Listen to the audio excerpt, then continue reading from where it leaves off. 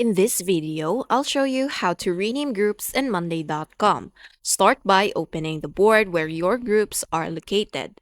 Once the board is open, look toward the left side of the board where the group names appear. Each group title is displayed above the list of tasks inside that section.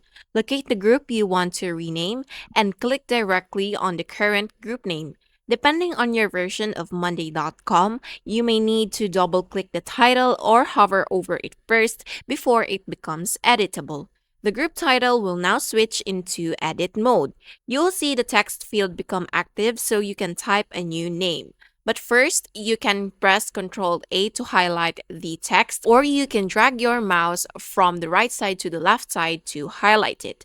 Then press Backspace. Now type the new group name you want to use. For example, you could rename the new group something more descriptive like active tasks or urgent tasks, marketing projects, or completed work. Try to use names that clearly describe the type of tasks stored inside that section. After typing the new name, press Enter on your keyboard to save the changes. The updated group name will immediately appear throughout the board. You can repeat the same process for any other groups you want to rename. And that's how to rename groups in Monday.com.